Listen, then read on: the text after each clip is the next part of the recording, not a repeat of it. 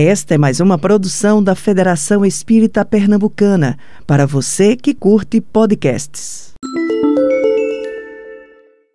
Pois então, que o Pai do Céu possa estar conosco mais esse momento, aqui nessa casa abençoada. Trago as saudações da Associação Médico Espírita do Estado de Pernambuco, como também do Grupo Espírita Francisco de Assis, a todos que aqui estão. Que possamos ter, então, agora um momento de aproveitar um pouquinho dessa aliança da ciência com a religião. É muito importante esse tópico, tem uma microfonia. É muito importante esse tópico porque a doutrina espírita já traz isso há bastante tempo. E de uns anos para cá, talvez 2 décadas para cá, começou a haver um grande quantitativo de pesquisas e de estudos na área da espiritualidade. E, em particular, dessa associação da espiritualidade com a saúde integral. O slide está com vida própria, tá? Então, tem alguns que ele vai passar sozinho, vocês vejam que eu não estou nem tocando. Mas daqui a pouco a gente vê o que acontece se a gente consegue controlá-los. Né? Então, a ideia é essa. É a gente tentar trazer um pouquinho dessa associação da ciência com a religião e trazendo alguns arcabouços outros que possam nos ajudar no nosso dia a dia. Vai ter, neste encontro, algumas coisas mais técnicas, mas a gente vai tentar também traduzir para um aspecto mais prático e mais compreensível para todo mundo. Tá bom? Então, vamos lá. Vou voltar para o número 1. Pronto. Aqui é o meu contato, meu nome, né? Eu sou médico de família e comunidade, como foi dito, e estou aqui representando a AME. E aí a gente sabe, dentro da ciência tradicional, que Passou de novo, não foi? Que a saúde tem um significado de completo bem-estar biopsicossocial e não apenas a ausência de doença. Essa definição ela surgiu em 1948, no pós-guerra.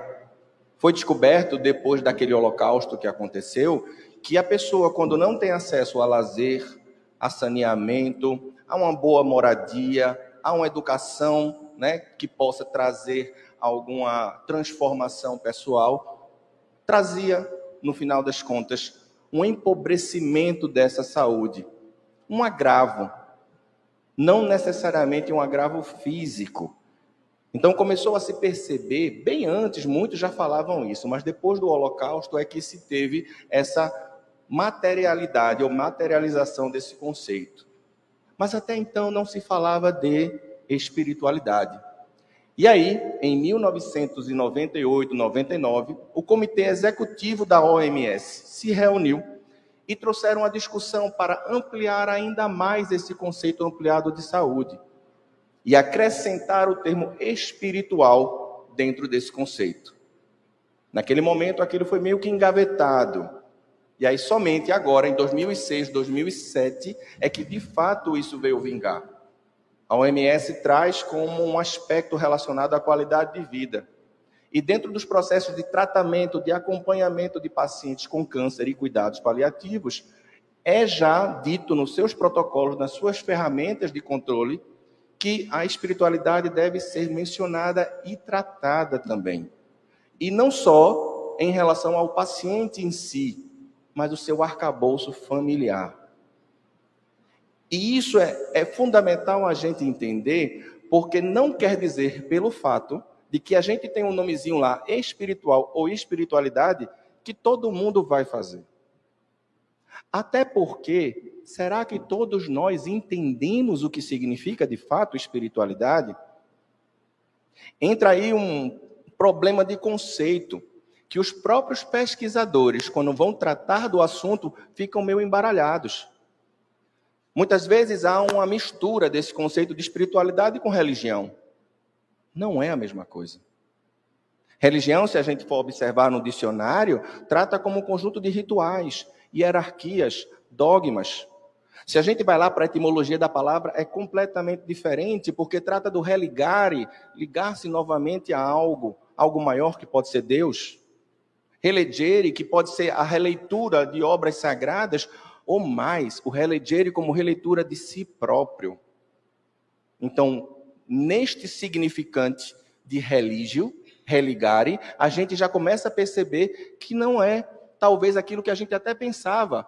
Alguns aqui devem estar pensando, poxa, a religião é isso, então tem essa história de religare, relegere. Muitas vezes a gente fica sem saber disso. E quando a gente vai para a religiosidade, que também não é a mesma coisa que espiritualidade, religiosidade é a prática como eu levo aquela minha crença. Que pode ter vários caminhos, pode ser um caminho organizacional, como a gente está aqui, por exemplo, reunidos em uma assembleia que fala de algo sobre religião, ou pode ser não organizacional, a pessoa ligada às suas próprias práticas, como leitura, escutas, rádio, televisão. Então, assim, a gente já começa a diferenciar religião de religiosidade. E aí a espiritualidade é interessante, porque quando a gente vai para a espiritualidade, e a gente vai tratar isso na academia, porque isso aqui é uma linha de pesquisa, como eu falei, acadêmica, já bem feita, já bem conceituada. Tem mais de 60 mil pesquisas de espiritualidade e saúde na base da PubMed. Se vocês forem olhar, vocês vão ver. Há um crescimento exponencial da quantidade de publicações sobre esse assunto. Então, anualmente, a gente já produz em torno de 5 mil pesquisas novas por ano sobre esse assunto. Pesquisas novas, fora o banco. Então, tem algo aí que a gente precisa entender. E quando a gente leva isso na academia, muitos já raciociam logo a religião. Não é isso. Não é isso que a gente quer trazer. A religião é uma parte importante para aquelas pessoas que conseguem encontrar o seu propósito a partir da religião. E aí já entra um conceitozinho interessante de espiritualidade, que tem a ver com propósito. Harold Kane, ele traz para a gente um conceito de movimento relacionado à espiritualidade, que é esse que está aí nesse slide. É uma busca pessoal por respostas a questões sobre a vida, seu significado, que pode estar associado ao sagrado, ao transcendente, e pode ou não estar associado à proposta de uma religião. E aí é que está o ponto-chave. Quando a gente fala de espiritualidade, a gente não está causando um sectarismo religioso. Eu tenho uma religião, eu tenho espiritualidade. Eu não tenho religião, eu não tenho espiritualidade. Não funciona assim. Ambos têm, porque é uma essência do ser humano. É uma busca. E aí pensa comigo, se eu quero respostas inteligentes, eu tenho que fazer perguntas inteligentes. E para fazer perguntas inteligentes sobre o que é que a vida significa para mim, eu preciso primeiro fazer um mergulho em quem? Em mim. A autoleitura, o autoconhecimento, o autocuidado é a base dessa essência da espiritualidade. Por isso que independe de ter uma religião ou não. No entanto, a religião para muitos é uma força motriz importante para você encontrar e fazer essa transformação necessária para ir atrás daquilo que faz sentido para você. Então, às vezes uma coisa faz sentido para mim, mas eu tenho medo de ir. Às vezes uma coisa faz sentido para mim, mas eu tenho receio. Eu me sinto fraco. Eu não tenho uma rede de apoio que me ajude a me levantar quando eu não estiver bem. E aí uma religião, um grupo religioso, um grupo de yoga, pode ajudar você a ter essa força, a buscar essa força que naquele momento faltou. E aí você se reergue e continua a sua busca. E sabe o que é necessário o que é interessante nessa busca? É como a música diz, a felicidade não está no final, ela está no caminhar.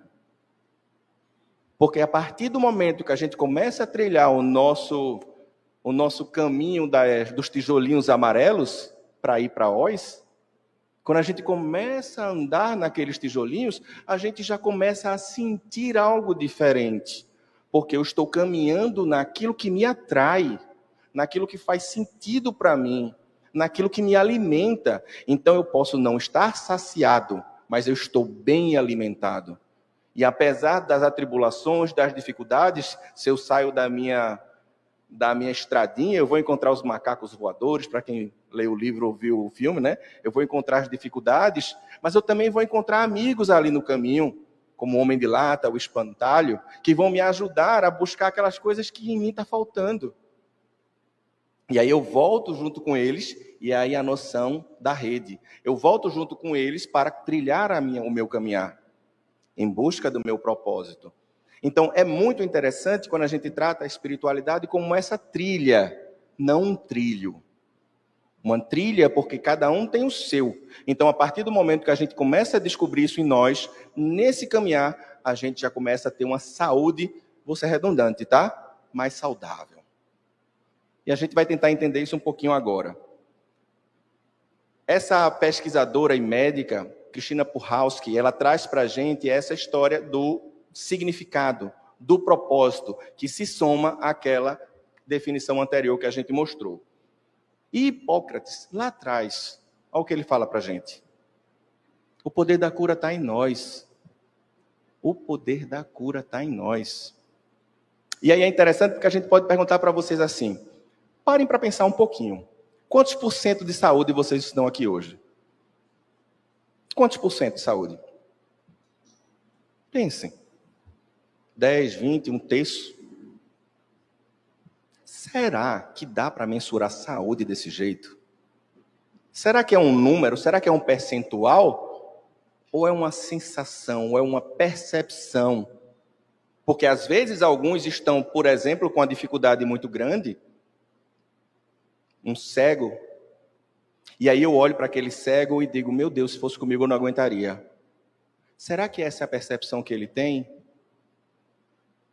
E tantos outros agravos que a gente poderia pensar. Então, saúde não dá para mensurar em números. É uma percepção muito própria, por isso que é individual, ela precisa ser individualizada no seu cuidado. Da mesma forma que essa espiritualidade também é própria, é essencial, é essência. E o que é o nosso corpo? Alguém diz, não, Arthur, é isso que eu estou tocando em mim, né? Essa coisa aqui que tem braço, tem perna, tem tal. Pois é. Mas como é que a gente cuida desse corpo? Que ele é formado por vários materiais. Quem aqui gosta de comer uma picanha com gordura? Aquelas correndo. Bota um refrigerantezinho do lado, né? Aquele suco que ele está doce, mas você bota ainda mais 5 colheres de sopa de açúcar, só porque não está doce o suficiente. E você come e bebe ao mesmo tempo, o que também não é indicado, por causa de refluxo, de gastrite e de tantas outras coisas. Como é que a gente está cuidando do nosso corpo? Estamos fazendo um controle de peso? E quando eu estou falando controle de peso, eu não estou falando relacionado à imagem corporal, eu estou falando aos estudos que trazem que quanto mais gordura corporal a gente tem, maior a probabilidade ou a possibilidade de ter colesterol alto, açúcar alto no sangue e promover aí um diabetes ou um infarto, algo assim. Então, em termos de saúde, é muito importante você controlar alguns fatores. Então, controle de peso, uma boa alimentação, e aí se fala de uma alimentação DASH, que é uma alimentação colorida, uma alimentação com muitas frutas, com muitas verduras. Quem aqui come 5 porções de frutas todo dia?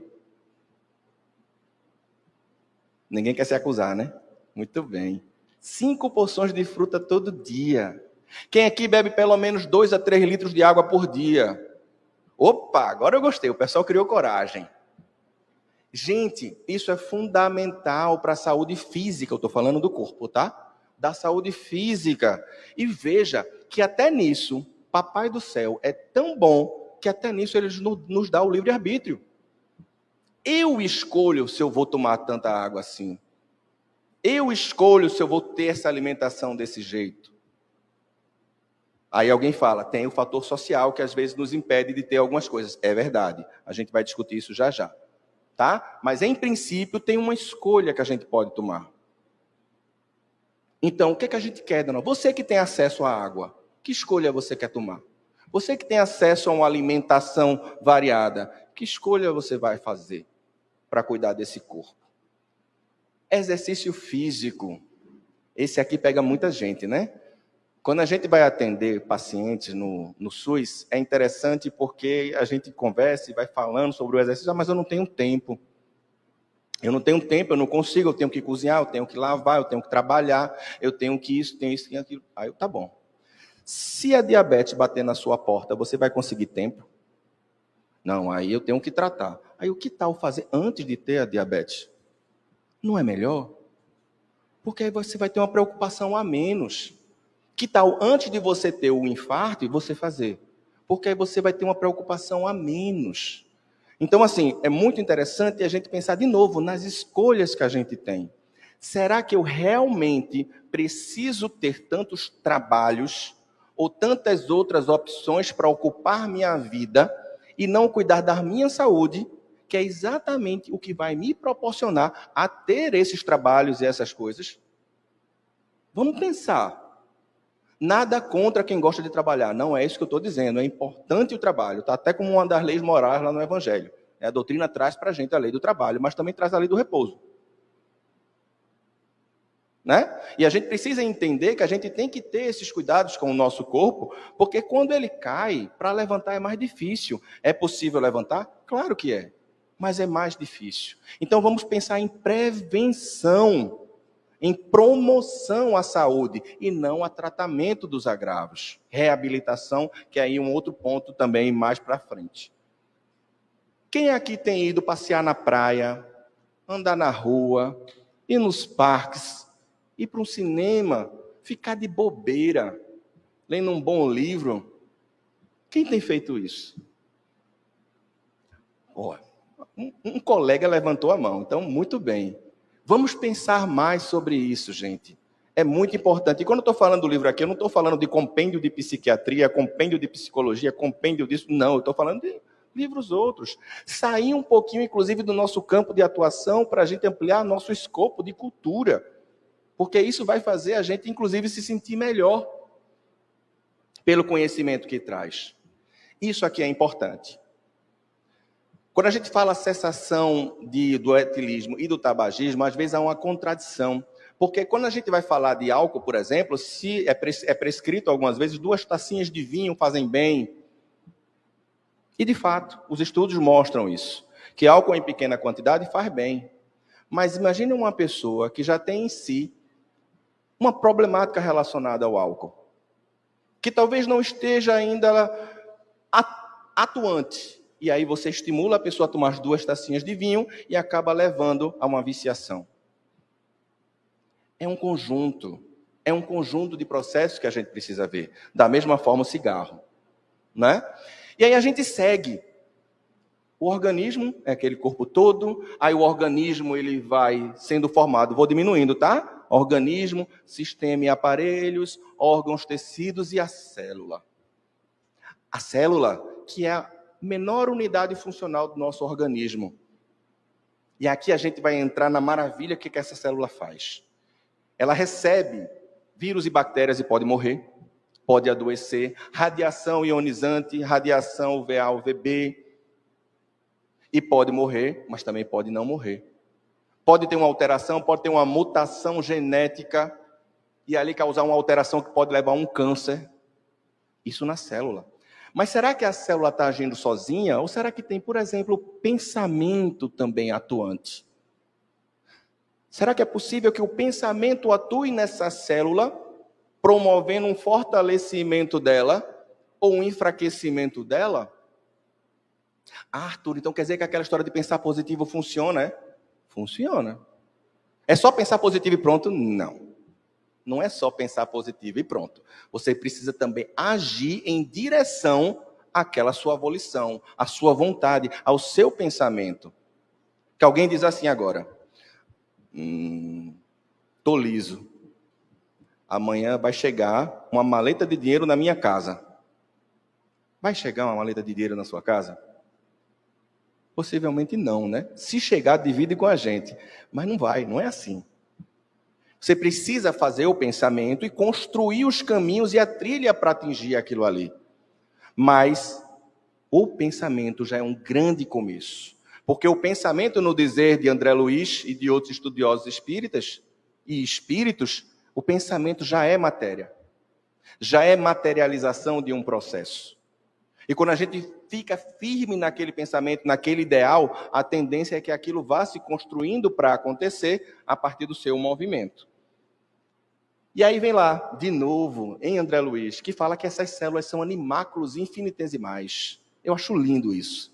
A primeira vez que eu li, eu tentei repetir 3 vezes infinitesimais e não consegui, porque é uma palavra complicada. infinitesimais, infinitesimais, infinitesimais. Mas ficou. Então, os animáculos, que são aquela estrutura mínima que responde ao pensamento. E de onde vem esse pensamento? De onde vem o pensamento? Do cérebro, né? Porque o pensamento é uma secreção do cérebro. O pensamento é uma secreção da mente. Ou será que a mente é o espírito que forma o cérebro que vai formar o pensamento? Vocês estão entendendo onde eu quero chegar? Ou está muito complicado? Eu estou querendo trazer aqui o que é que vem primeiro? O pensamento, o cérebro ou algo que pode ser chamado de metafísico, como o espírito, por exemplo. Então, existe já um campo de estudo em começo, que é esse estudo de quem veio primeiro, a mente ou o cérebro. E já estão estudando as possibilidades de existir, a gente enquanto espírita sabe que existe o espírito, mas já estão começando a estudar dentro da ciência tradicional que pode existir sim uma consciência metafísica que comanda tudo a partir de uma estruturazinha chamada modelo organizador biológico, que nós espíritas conhecemos como perispírito. Olha que coisa! Então, enquanto a doutrina espírita já vinha trazendo tudo isso lá atrás, agora a gente começa a botar nomezinhos novos para dizer a mesma coisa. Vocês viram? Uma entidade metafísica, espírito. Um modelo organizador biológico, perispírito. Mesma coisa. Só que vistos com óticas um pouco diferentes. E aí, Bruce Lipton, ele traz nesse livro que eu recomendo, A Biologia da Crença, que o pensamento vê o que ele diz, o pensamento são energia da mente, influencia diretamente a maneira como o cérebro físico. Opa, então se tem um cérebro físico, não teria por que ele fazer essa qualificação se não existisse outro tipo de cérebro. Que é o quê? O espírito. Aí Marlene Nobre, que já deve estar lá junto do Dr. Bezerra, Marlene Nobre, ela desencarnou, ela era presidente das AMES, da AME Brasil e da AME Internacional também. Ela também reforça o pensamento e faz uma associação desse pensamento com o sistema imunológico. Alguém sabe aqui o que é o sistema imunológico?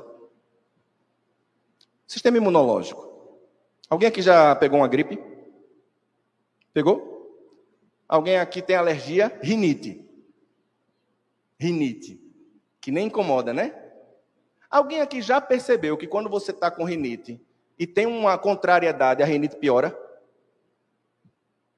Quando você está numa crise de asma e tem uma contrariedade, piora?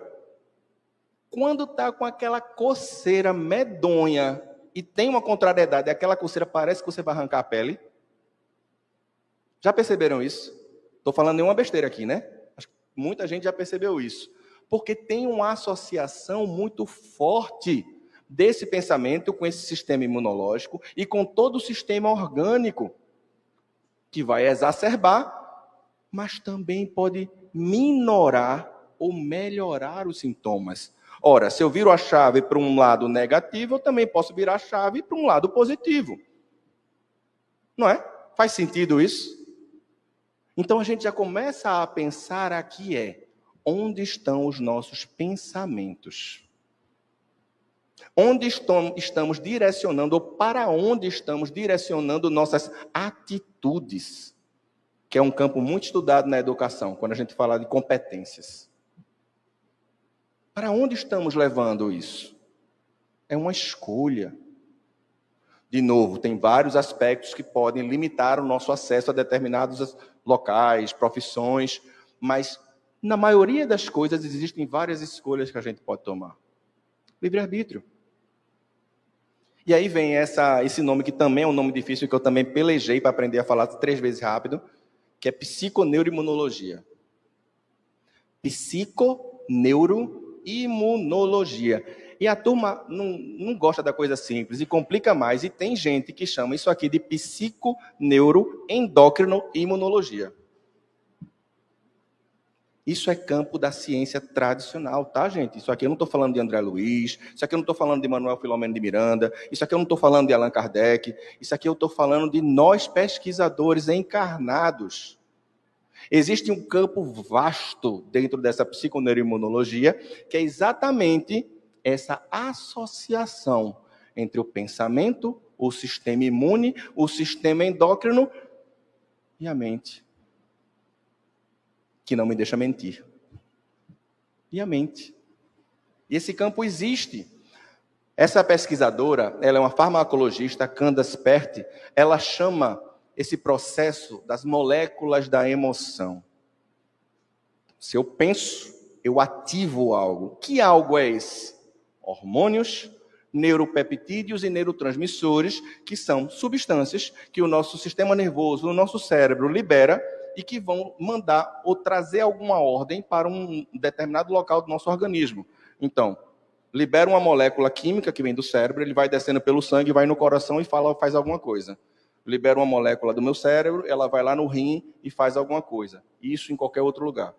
Libera uma molécula do nosso cérebro que vai agir no sistema imune, que vai ajudar no combate à rinite, que vai ajudar no combate ao resfriado, que vai ajudar no combate daquela dor de barriga que dá quando a gente fica nervoso, aperreado, agitado. Salve-se quem puder quando acontece isso, né? Então, onde estão os nossos pensamentos e as nossas emoções? A gente quer, de fato, uma saúde integral? Porque uma outra coisa curiosa em relação à saúde integral é que nós buscamos lá fora. A gente quer que alguém nos dê uma saúde integral. Mas quem é o maior interessado? Somos nós. E conforme disse Hipócrates lá em cima, no segundo slide, a autocura está aqui, ó. De novo, falando de rede, isso não quer dizer que a gente não precise das pessoas e dos profissionais de saúde e de outros profissionais para nos ajudar a encontrar isso, inclusive dentro de uma casa religiosa como essa, que vão nos dar um apoio, inclusive de tratamentos mentais, psicológicos, espirituais. Lembra da integralidade? O integral é isso. Está lá agora na Organização Mundial de Saúde, biopsicossocioespiritual. Olha que coisa interessante. E aí a gente vai lá de novo em Evolução em Dois Mundos. O corpo, gente, ele é um filtro desses pensamentos deletérios do espírito. Então, se eu estou pensando, se eu estou elaborando reflexões diferentes de uma ética e de uma moral, isso vai causar consequências no nosso corpo.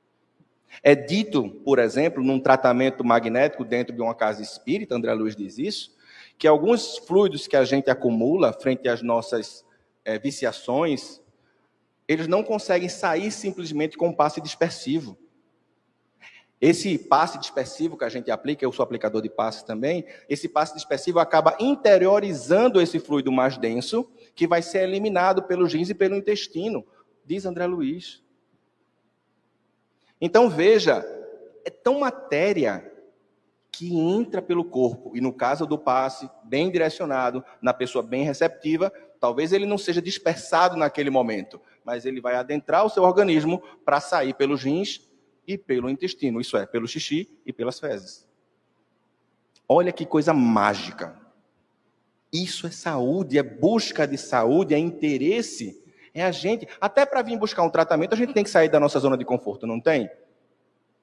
Olha a escolha. Olha a escolha. E aí a gente vê, olha como acontece, por exemplo, o aparecimento dessas doenças. Se você tem violência, raiva, ciúme, medo, parabéns para você. Vai aumentar a adrenalina, cortisol, vai piorar artrite, diabetes, infarto. Eu não quero isso para mim, não. Vocês querem isso para vocês? Eu não quero, não. Vale a pena ter um momento de raiva para depois ter um infarto? Porque, inclusive, acontece muito isso. A pessoa, num acesso de raiva súbita, ela pode infartar. Não estou agorando ninguém, por favor.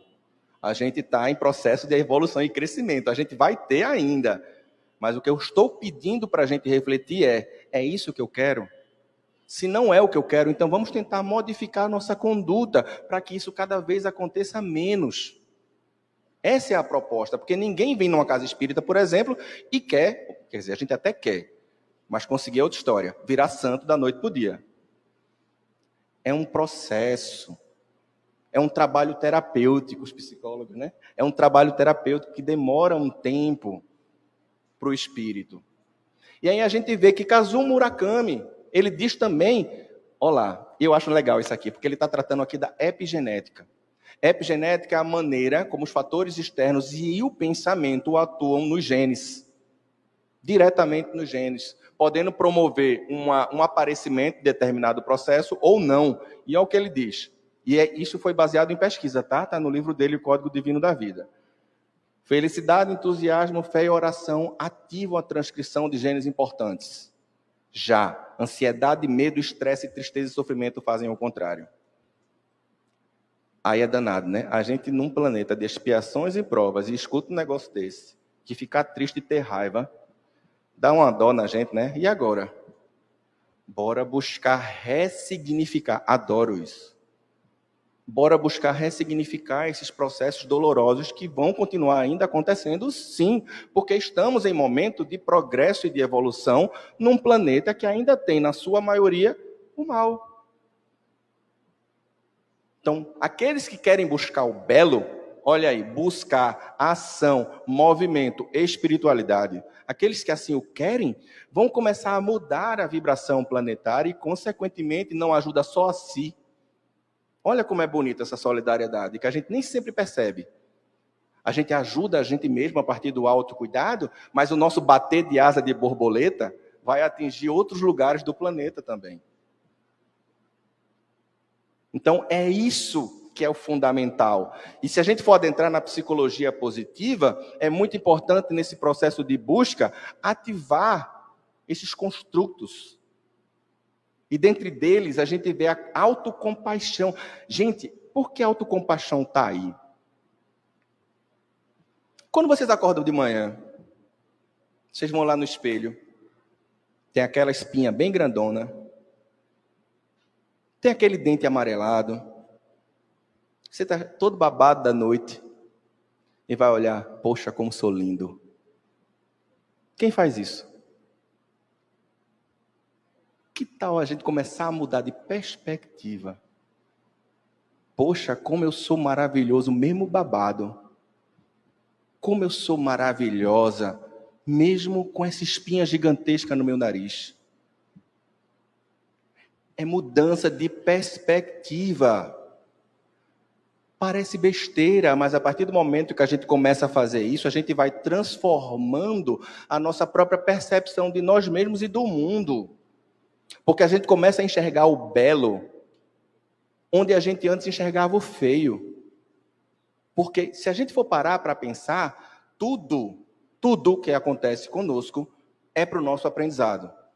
Mesmo as coisas mais difíceis e que a gente tem que respeitar muito no outro, tá? Respeitar o luto, respeitar a dificuldade e a dor do outro. É muito importante que a gente faça isso. Mas, passado aquela parte da agonia, da angústia, porque a gente tem que estar junto, presente, dando a mão, não necessariamente falando, porque a gente tem muita coisa, né, de querer falar um monte de coisa no momento inoportuno, e não é assim. No momento da dor extrema, é ficar do lado. É dar o suporte. Quando a coisa vai aliviando, aí a pessoa vai também passando por aquelas fases do luto ou da dor, aí a gente começa a adentrar com outros processos de conversa e de reflexão. Mas no primeiro momento é estar junto. Então tenhamos muito cuidado com aquela história de, poxa, eu perdi um fulaninho, tenha fé em Deus que passa. Poxa, não fala isso naquele momento. Fica do lado. Em algum momento vai caber falar isso. Mas nos primeiros momentos não. Né? É só para aproveitar esse momento para falar sobre isso. Que tem a ver com autocompaixão e com compaixão com o próximo. A resiliência, que é aquela capacidade da gente se esticar e voltar. Adaptar a situação. E vejam que já existem recomendações internacionais para se tratar desses fatores. A Associação Internacional de Psiquiatria já fala que é preciso que os psiquiatras, independente do seu credo religioso, isso aqui é fundamental, independente do seu credo religioso, valorizem e trabalhem a espiritualidade. Mas nesse sentido que eu estou falando aqui. Não é o sentido do sectarismo religioso, que existe muito preconceito por aí. Não é isso que eu estou falando. Acho que isso já ficou claro, né? Aqui não tem sectarismo religioso, apesar de novo, trazer que a religião ela ajuda muito nesse encontro. De novo, Emmanuel. Eu acho fantástica essa frase. Eu me lembro que a primeira vez que eu li essa frase, esse livro, eu fiquei assim, maravilhado, mas eu não sabia fazer as correlações. Porque até então, a primeira vez que eu li, eu não estudava esse assunto na vertente, né, material da coisa. E agora faz todo sentido. Todo. A doença é o escoadouro das enfermidades da alma. E a saúde é a perfeita harmonia da alma. Gente, é muita alegria. Eu sou muito curioso, tenho que dizer para vocês. Então, algumas vezes eu escuto uma determinada coisa e fico naquela, pelejando para tentar entender aquilo ali. Enquanto eu não entendo, fica aquela angústia. E quando eu comecei a estudar esse fator da psiconeuroimunologia e desses fatores da saúde integral, isso para mim fez todo o sentido. Que de fato é. De fato é. Vamos falar do Sermão da Montanha? Já dizia Gandhi, se você se perde todos os livros da humanidade, se restar o Sermão da Montanha, nada estará perdido. E ele não falou isso menosprezando os livros, não, tá, gente? Ele falou isso no sentido de que, se eu faço uma prática, uma reflexão em cima daquilo que foi dito no Sermão da Montanha, eu vou conseguir novamente reconstruir. Eu vou conseguir novamente refazer. E mais, transformar. Autotransformar. E quando eu autotransformo, aqueles ao meu redor, invariavelmente, também vão ser transformados. O cuidado é que a gente não deve querer acelerar, nem mandar na transformação de seu ninguém. Que a gente não tem esse poder. E isso é uma das coisas que mais traz angústia aos pares. Pensa comigo. Às vezes você pensa, né? Você está com um companheiro, uma companheira, está amando aquele amor maravilhoso, mas aquele amor paixão, onde os defeitos desaparecem. Não, eu vou casar. Vou casar e vou ter uma vida maravilhosa. Aqui e ali vocês tinham uma briguinha, uma coisa ali, né? Depois do casamento passa. Quando casar, passa. Aí casa. A convivência. Mas, rapaz, aquilo ali não passou, não. Claro que não passou. A pessoa é a mesma. Não, quando os filhos nascerem, passa. E você fica ainda naquela noção de que você vai mudar o outro. Sinto informar. Não vai. Agora, você pode mudar a si mesmo a maneira que você vai encarar aquela personalidade daquela criatura que está contigo. E talvez, e aí é um talvez, a partir desse movimento de transformação, o outro também mude. Que bom. É lucro para os dois. Mas a questão é que a gente fica se angustiando muito querendo transformar o outro, quando o verdadeiro poder de transformação é de nós conosco mesmo. Ponto. Ponto. Isso inclui esse processo de saúde.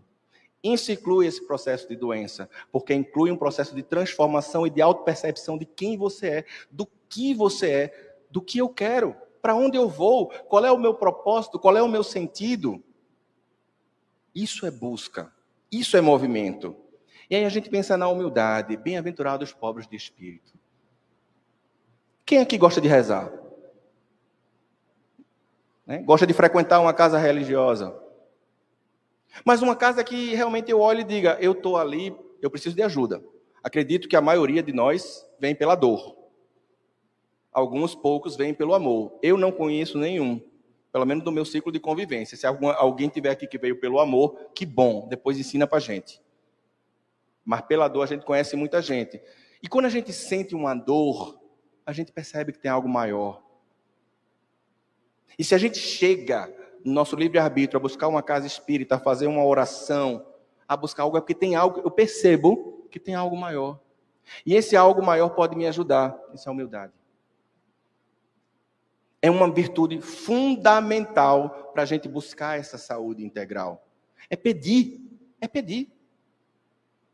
Se eu acho que eu tenho tudo, se eu acho que eu sou tudo, eu não peço. Eu ordeno, eu mando, eu comando. Não é a proposta. E aí a gente vê que mexe com a hipertensão arterial. Olha aí, um estudo na Universidade de Duke mostrou que, dentre 4.000 religiosos com mais de 65 anos, que praticam atividades religiosas regularmente, é o que acontece com a pressão de 46%. Parabéns a vocês que estão aqui. Seja com a mais de 65 anos ou menos de 65 anos. Vocês estão, dentro do processo de saúde integral, controlando a pressão arterial de vocês. Que bom. Que bom. E esse processo também tem estudos relacionados com diabetes. controla melhor o açúcar no sangue. Esse processo tem também relacionado com doenças autoimunes, como tireoidite de Hashimoto, a própria diabetes, algumas doenças reumatológicas que diminuem sua atividade inflamatória baseado nisso.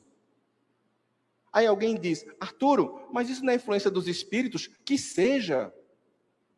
De todo jeito tem a ver com o seu movimento. Ah, mas se eu começar a frequentar algo que não seja uma casa espírita, ou não seja um templo religioso, eu vou ter isso também? Se a sua intenção for essa, vai ter também. Porque lembra da sintonia? Se a gente for falar de mediunidade aqui também é outra palestra, né? Mas lembra da sintonia?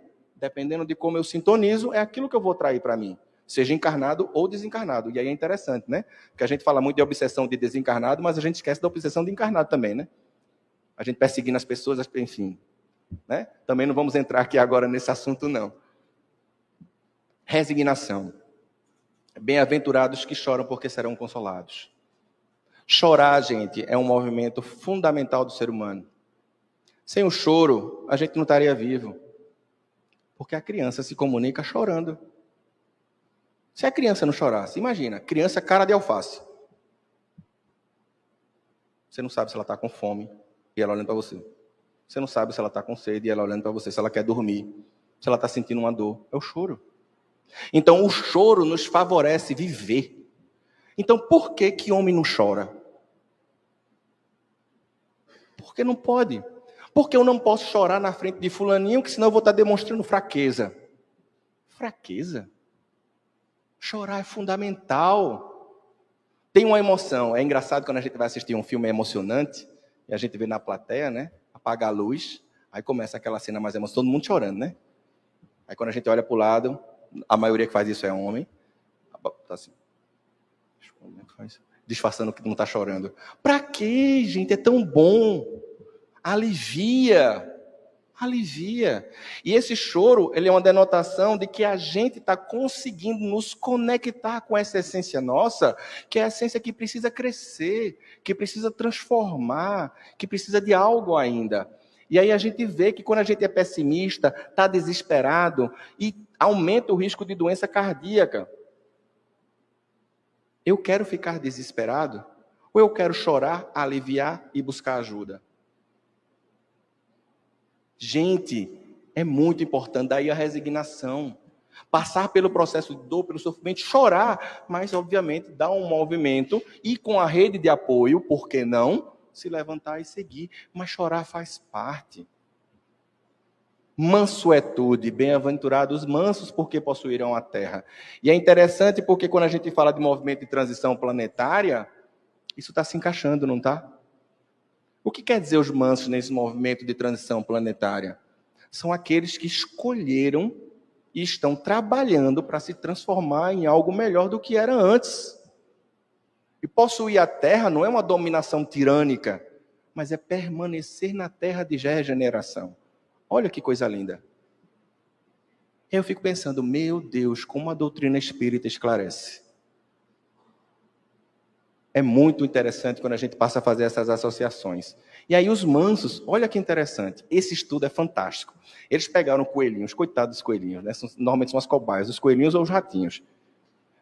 Pegaram os coelhinhos e começaram a dar alimentação rica em gordura para 2 grupos. E alimentação rica em gordura para ver os eventos cardiovasculares que iriam vir, infarto, AVC, etc. E aí, de repente, um dos grupos, ao invés de morrer mais, estava morrendo menos. Eles ficaram intrigados. Ah, peraí, a gente está dando a mesma coisa um para o outro, o que é que está diferente? Aí eles foram ver o protocolo da pesquisa e viram que o protocolo estava igual. Foram conversar com as pessoas que tratavam dos coelhos.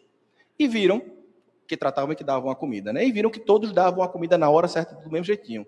Só que um deles, num grupo, antes de dar comida, o que é que ele fazia? Ele tirava o coelhinho da gaiola e fazia carinho. Era a única diferença. Tirava o coelhinho da gaiola e fazia carinho. E esses morreram menos. Está vendo que não é só alimentação? Está vendo que não é só alimentação? Tem outros fatores envolvidos. Aí alguém diz, não, isso foi um achado num acaso. Beleza. Fizeram outros estudos com um número maior e vieram os mesmos resultados. Para confirmar. Então, que tal fazer um carinho no seu companheiro, na sua companheira, no seu filho, na sua filha? Naquela pessoa que tu olha assim e diz, Senhor, tirai de perto de mim. Faz um carinho mental, oh, coisa linda. Faz um carinho mental, uma prece de agradecimento pelo desafio, mas ao mesmo tempo de conforto para aquela pessoa longe de você, né? Quem sabe? Um dia, né, a gente fica junto. Porque perdoar os inimigos não é andar com os inimigos, né? Pelo menos por enquanto. Mas a gente um dia chega lá. Bem-aventurados que têm fome e sede de justiça, porque serão saciados. E aí vem a fé. A fé como a certeza do que se espera. A fé como a certeza do que se espera. E aí isso tem tudo a ver com essa espiritualidade, com essa busca, com essa meta. Olha lá, cada filho de Deus é herdeiro de possibilidades sublimes e deve funcionar como médico vigilante de si mesmo. E não somente um médico físico, mas um médico de almas. Arturo, almas no plural em algum momento. Agora cuide da sua. Cuide da sua. Porque cuidando da sua, você vai ajudar a cuidar dos outros. Arthur, então eu não devo cuidar das pessoas do meu lado? Não é isso que eu estou dizendo. É não querer forçar os outros a caminhos que talvez não seja o momento daquela pessoa. E pense mais, talvez o seu caminho não esteja tão certo também não. Porque a gente tem essa, né? O meu caminho é melhor do que o do outro. Será que você já está no caminho certo mesmo? É uma reflexão constante. Daí essa transformação necessária. E o perdão. Bem-aventurados misericordiosos. Eu acho massa porque esse trabalho traz assim. Evidências se acumulam que o não perdoar erodem doenças no coração. Quer dizer, fazem surgir doenças no coração. Quem aqui está com rancor do vizinho, que toca música alta? Que bota uma fumaça de churrasco em pleno domingo, né? Que grita, ou aquelas bolinhas de gude que batem no teto da casa da gente. Toc, toc, toc, toc, toc, toc, toc, de madrugada. Alguém pula. Maravilhoso, né? E a gente fica com aquele rancor. Olha o que pode acontecer contigo. Problema cardiovascular. Então, que tal a gente pensar, ok, a gente tem que tomar uma atitude, tem que conversar com o vizinho, tem que botar uma queixa, né? De repente lá no livrinho de ponto. Mas a gente tem que também aprender a perdoar e compreender o porquê que aquela criatura faz aquilo. Não é fácil não, tá, gente? Eu estou falando aqui, eu sei que não é fácil. Mas é um exercício que a gente precisa fazer. Principalmente o do perdão, para a gente ficar fortão. O perdão para ficar fortão. E aqui quando eu falo fortão, é fortão mental, é psíquico, e não só corpo físico. E essa pureza de espírito que vem. Bem-aventurados que têm puro coração, porque verão a Deus. Amor fraternal e altruísmo são necessários para a saúde física, mental e moral e espiritual. Fundamental para a gente, limpar o coração. Eu achei massa essa frase, que é de um médico da Associação Médico Espírita. Eu esqueci agora de onde ele é, me perdoe. Mas ele diz assim, devemos ter 1/3 de criança para confiar, 1/3 do adolescente para ousar e 1/3 do adulto para assumir responsabilidades. Eu achei isso fantástico. Então, que tal? Como é que estão nossos terços? Nossos 1/3 aí? Será que a gente está distribuindo igualmente? Ou será que a gente está pulando mais para um do que para outro? Venham as minhas criancinhas. E aí, bem-aventurados pacificadores, porque serão chamados filhos de Deus. O altruísmo. O altruísmo, esse trabalho mostrou que uma integração social aumentada fez a pessoa ter maior sobrevida. Principalmente os idosos que cuidam de idosos. Vejam que coisa interessante. Os idosos que cuidam de idosos têm menor morbimortalidade, isto é, vivem mais e adoecem menos.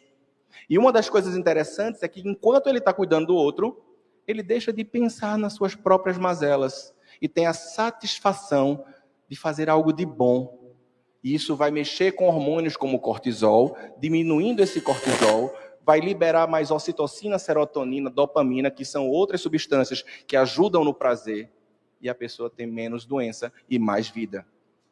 E vem a caridade, com bem-aventurados que padecem perseguição por amor da justiça, porque deles é o reino de Deus. 44% na mortalidade associada ao voluntariado aconteceu nesse estudo, mostrando que esse impacto foi maior até do que o exercício físico. Então, a religiosidade, a religião, a espiritualidade, trazendo um impacto, isso tudo são estudos, tá, gente? Não é Arthur que está inventando, não. Então, é importante dizer que isso aqui é tudo voltado pela pesquisa. Nós somos o sal da terra. Mas será que estamos ficando insossos?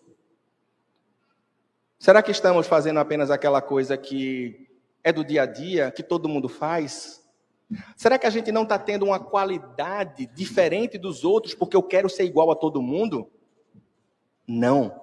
Construa suas próprias qualidades baseado nos seus propósitos, nas suas motivações. Vá atrás daquilo que faz sentido para você. Isso tudo vai ajudar nessa saúde integral que a gente tanto busca. Porque você pode conhecer todas as teorias, dominar todas as técnicas, mas quando tocar uma alma humana, seja apenas outra alma humana. Jung. Então, sejamos almas que tocam almas a partir do nosso exemplo, da nossa palavra. Você ouviu o podcast da Federação Espírita Pernambucana.